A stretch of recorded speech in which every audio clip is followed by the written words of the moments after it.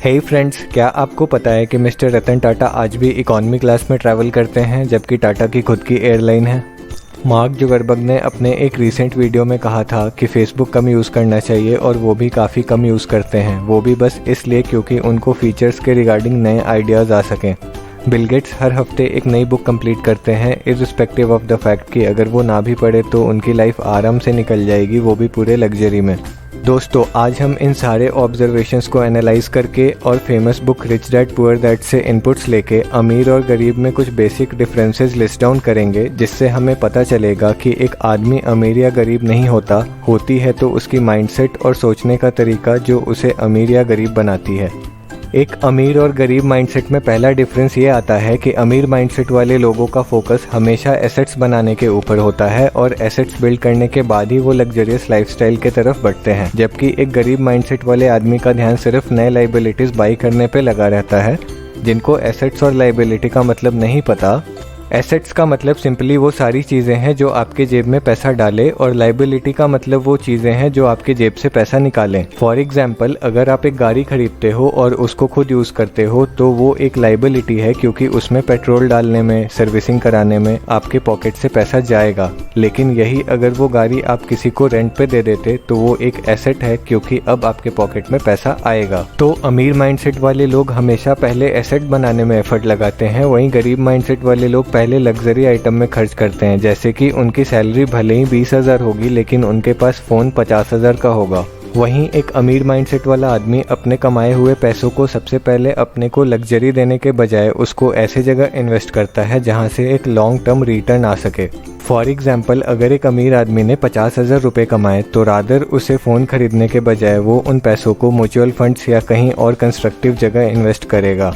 इसको मेरे एक फ्रेंड के एग्जाम्पल से समझते हैं। मेरे कॉलेज टाइम में मेरे दो दोस्त हुआ करते थे। एक जो बिल्कुल आजकल के लड़कों जैसा था, जैसे कि स्टाइलिश कपड़े पहनना जिसमें उसकी जीन्स 8,000 की होती थी और टी शर्ट 5,000 की पहनता था, और उसके जूते तो कभी कभार 15,000 तक के होते थे। और जो दूसरा दोस्त था उसकी लाइफस्टाइल बिल्कुल ऑपोजिट थी, जैसे कि 300 रुपये वाली टी शर्ट और 800 रुपये वाली जीन्स, और वो भी उसके पास टोटल 5 या 7 जोड़े ही कपड़े होते थे। लेकिन इंटरेस्टिंग फैक्ट ये था कि दोनों के घर से सेम पॉकेट मनी ही आती थी, तो दूसरा पैसे बचाकर करता क्या था, तो वो सारे पैसे बचाकर या तो सेल्फ इम्प्रूवमेंट्स के बुक खरीदता था और बचे हुए पैसों को किसी अच्छी जगह सेव करता था, जैसे कि बैंक में या फिर म्यूचुअल फंड्स में।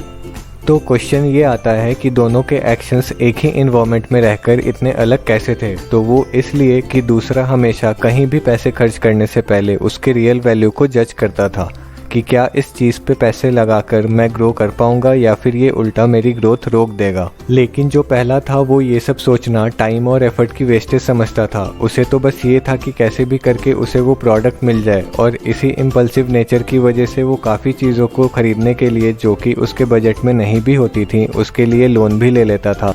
और यहीं आती है गरीब माइंडसेट वाले लोगों की दूसरी क्वालिटी कि वो एक तो सेविंग नहीं करते और अपने टेम्पररी प्लेजर्स के लिए कर्ज भी ले लेते हैं और फिर उसको चुकाने के लिए और कर्ज लेते हैं, लेकिन अपने प्लेजर्स को कभी नहीं रोकते। वहीं एक अमीर माइंडसेट वाला आदमी एक तो कभी लोन नहीं लेता और बोलता है कि लेंगे तो डाउन पेमेंट पे लेंगे जब उतने पैसे होंगे और नहीं तो नहीं लेंगे। एक अमीर आदमी का एटीट्यूड सेविंग वाला होता है और वॉरेन बफेट भी यही कहते हैं कि सेव फर्स्ट देन स्पेंड, जिसको आज के यंगस्टर्स ये बोल के मजाक उड़ाते हैं कि भाई ये तो हमेशा गरीब ही रहेगा, ये तो हर जगह पैसे ही बचाते रहता है, और द मोस्ट फेमस लाइन कि भाई अभी इंजॉय नहीं करेगा तो कब करेगा, एटसेट्राज। अगली डिफरेंस बताती है कि गरीब माइंडसेट वाले लोग स्पोर्ट्स देखने में, लेटेस्ट न्यूज़, दुनिया में कहाँ कहाँ क्या क्या चल रहा है और वो सारी चीज़ें जिनसे उनके काम का कोई रिलेशन नहीं है उसमें काफ़ी इंटरेस्टेड रहते हैं और अपना मैक्सिमम टाइम उसमें इन्वेस्ट करते हैं। वहीं एक अमीर माइंडसेट वाला आदमी कभी भी उन चीज़ों में टाइम नहीं देता जिससे कि उसका काम इम्प्रूव ना हो रहा हो, जैसे कि टीवी स्पोर्ट्स देखना। इसका लाइव एग्जाम्पल ये है कि आपको कभी भी रोल्स रॉयस की ऐड टीवी पे दिखाई नहीं देगी, क्योंकि रोल्स रॉयस वाले जानते हैं कि उनकी गाड़ी जो लोग अफोर्ड कर सकते हैं वो कभी भी टीवी देखने में अपना टाइम वेस्ट नहीं करते। अगली डिफरेंस जो एक अमीर माइंडसेट और गरीब माइंडसेट में होती है वो है कंटिन्यूअस लर्निंग की क्रेविंग। मतलब कि एक अमीर माइंडसेट वाला आदमी कभी भी सेटिस्फाई नहीं होता कि मैंने बहुत पढ़ाई कर ली है और अब मैं रिलैक्स कर सकता हूँ। जैसे कि एक गरीब माइंडसेट वाला आदमी सोचता है कि मैंने अपनी ग्रेजुएशन पूरी कर ली है और अब मुझे कुछ और सीखने की ज़रूरत नहीं है और अब मेरा काम बस जॉब करने जाना है, घर पर आके टीवी देखकर एंजॉय करना है और ज़िंदगी ऐसे ही आराम से निकल जाएगी। एक अमीर माइंडसेट वाला आदमी हमेशा अपने स्किल्स को इम्प्रूव करने में लगा रहता है, जैसे कि कुछ नई स्किल सीखते रहना या थोड़ी नॉलेज और लेना, जैसे कि बिल गेट्स जो इतने अमीर होने के बाद भी लर्न करते ही जा रहे हैं और वो अपने लर्निंग्स के नोट्स gatesnotes.com पे रेगुलरली डालते रहते हैं। इसकी लिंक डिस्क्रिप्शन में दी गई है और रियलिटी तो ये है कि रियल में लर्निंग की ज़रूरत हमें है, उन्हें नहीं, क्योंकि हम तो अभी फाइनेंशियली एस्टेब्लिश्ड भी नहीं हुए, लेकिन फिर भी वो पढ़ रहे हैं और हम नहीं। एक गरीब माइंडसेट वाला आदमी हमेशा अपने को इंस्टेंट प्लेजर देने की कोशिश में रहता है, भले ही वो उसके माइंड के हेल्थ के लिए पॉइजन हो, और वो ये जानबूझकर नहीं करता बल्कि सबकॉन्शियसली हो जाता है। और माइंड को टेम्पररी प्लेजर देने का सबसे आसान तरीका है सोशल मीडिया, जैसे कि इंस्टेंट लाफ और इंस्टेंट थ्रिल और एनीथिंग। और इसलिए एक गरीब माइंडसेट वाला आदमी दूसरों की पोस्ट देखने के लिए सोशल मीडिया दिन भर चलाता है। वहीं एक अमीर आदमी सिर्फ अपने पोस्ट डालने के लिए सोशल मीडिया ओपन करता है और खुद को उससे अटैच नहीं होने देता। अगली और सबसे इंटरेस्टिंग क्वालिटी जो एक अमीर माइंडसेट वाले आदमी की होती है वो है अपने टाइम को इम्पोर्टेंट काम के लिए यूटिलाइज करना और इम्पोर्टेंट काम को प्रायोरिटाइज करना, जैसे कि ये डिसाइड करना कि उसे किस काम को करना है और कौन सा काम आउटसोर्स किया जा सकता है। जैसे कि वो आदमी कभी भी वो काम खुद नहीं करता जो इम्पोर्टेंट ना हो या कोई और भी उस काम को कर सकता हो, जैसे कि खाना बनाना, कपड़े धोना या फिर ड्राइवर रखना। और कितनी बार ये लोग तो ऑफिस के टेक्निकल एस्पेक्ट्स भी आउटसोर्स करते हैं, क्योंकि वो जानते हैं कि वो टाइम किसी और इम्पोर्टेंट काम को दी जा सकती है। और गरीब माइंडसेट वाले लोग कहते हैं कि ये तो नवाब हैं, इनको हर काम के लिए नौकर चाहिए। वहीं एक गरीब माइंडसेट वाला आदमी जॉब लगते ही स्कार्सिटी माइंडसेट में आ जाता है और पैसे बचाने की वो हर कोशिश करता है जो पॉसिबल हो, ताकि उन बचे हुए पैसों से वो अपने पसंद की चीज़ें खरीद सके। और इसके लिए वो अपने टाइम को इम्पोर्टेंट काम में इन्वेस्ट करने के बजाय उस काम में लगाता है जिससे कि पैसे बचाए जा सकें। एट लास्ट एक अमीर माइंडसेट वाला आदमी हमेशा विन विन सिचुएशन क्रिएट करके डील करता है, और अगर डील में किसी एक का भी नुकसान हो तो वो डील करता ही नहीं। वहीं एक गरीब आदमी अपने सारे फाइनेंशियल डिसीजंस इमोशनली लेता है। इसको दी 7 habits of highly effective people के एक एग्जाम्पल से समझते हैं। एक बार कुछ रिसर्चर्स ने एक सर्वे किया और वो ये था कि 2 लोगों को $100 दिए गए जो कि वो आपस में बांट सकते थे, लेकिन इसके 2 रूल्स थे। फर्स्ट कि पहला आदमी डिसाइड करेगा कि किसको कितना पैसा मिलेगा, और सेकंड कि वो शेयर दूसरे को एक्सेप्ट होना चाहिए।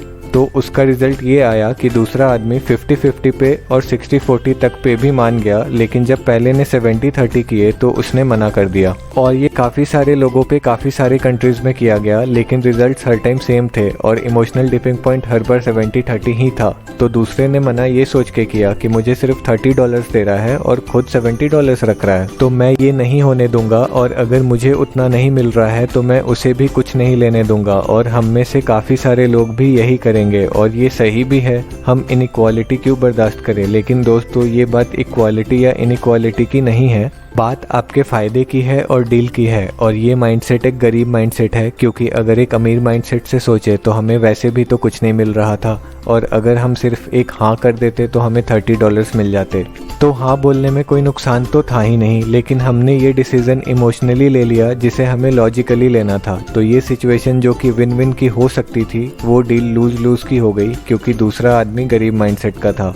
अब हम एक बार रिवाइंड कर लेते हैं कि हमने क्या सीखा। फर्स्ट, एसेट्स वर्सेस लाइबिलिटी, मतलब एक रिच माइंडसेट वाला आदमी हमेशा एसेट्स पे पैसे इन्वेस्ट करता है और एक पुअर माइंडसेट वाला आदमी हमेशा लाइबिलिटी बाई करता है। सेकंड, सेविंग्स वर्सेस लोन, इसका मतलब ये है कि एक रिच माइंडसेट वाला आदमी हमेशा सेविंग्स करने पे फोकस करता है, वहीं एक पुअर माइंडसेट वाला आदमी अपने प्लेजर्स के लिए लोन भी ले लेता है। Third, watching sports and TV, मतलब एक रिच माइंडसेट वाला आदमी कभी भी अपना टाइम स्पोर्ट्स या टीवी देखने में वेस्ट नहीं करता, वहीं एक पुअर माइंडसेट वाले आदमी को स्पोर्ट्स और टीवी में क्या चल रहा है उसकी पूरी नॉलेज होती है। फोर्थ, कंटिन्यूअस लर्निंग, इसमें एक रिच माइंडसेट वाला आदमी हमेशा अपने स्किल्स को इम्प्रूव करने में बिलीव करता है, रादर सेल्फ सेटिस्फाई होने की कि मैंने सब कुछ अचीव कर लिया है। Fifth, instant pleasure social media, इसका मतलब ये है कि एक पुअर माइंडसेट वाला आदमी दिन भर किसने क्या पोस्ट किया इसमें बिजी रहता है, वहीं एक रिच माइंडसेट वाला आदमी उस टाइम को अपने स्किल्स को इम्प्रूव करने के लिए इस्तेमाल करता है। Sixth, outsourcing. इसमें एक रिच माइंडसेट वाला आदमी जो भी सर्विसेज आउटसोर्स कर सकता है उसमें अपना टाइम वेस्ट ना करके चीज़ों को प्रायोरिटाइज करता है। वहीं एक पुअर माइंडसेट वाला आदमी पैसे बचाने वाले स्कैरसिटी माइंडसेट में आ जाता है और उसका फोकस डिस्ट्रीब्यूट हो जाता है। Seventh, win win situation. इसमें एक रिच माइंडसेट वाला आदमी हमेशा ऐसी डील करने की कोशिश करता है जिसमें दोनों पार्टीज़ का फ़ायदा हो। वहीं एक पुअर माइंडसेट वाला आदमी इमोशनल थिंकिंग में फंस के रह जाता है। दोस्तों, अगर आप रिच डैड पुअर डैड या the 7 habits of highly effective people book खरीदना चाहते हैं तो इसकी लिंक डिस्क्रिप्शन में दी गई है, आप उसको वहां से बाई कर सकते हैं। और अगर आपको आपकी monthly reading list free of cost चाहिए तो आप goodminds.in पे जाके माई मंथली रीडिंग लिस्ट के लिए सब्सक्राइब भी कर सकते हैं। फ्रेंड्स, अगर आपको ये वीडियो अच्छा लगा तो आप इसे लाइक कर सकते हैं, और अगर आप हमारे आने वाली वीडियोज़ के लिए कोई टॉपिक सजेस्ट करना चाहते हैं तो हमें कमेंट करके बता सकते हैं। और अगर आप ऐसे ही माइंड को हेल्दी रखने वाली वीडियोस रेगुलरली देखना चाहते हैं तो आप हमें सब्सक्राइब भी कर सकते हैं।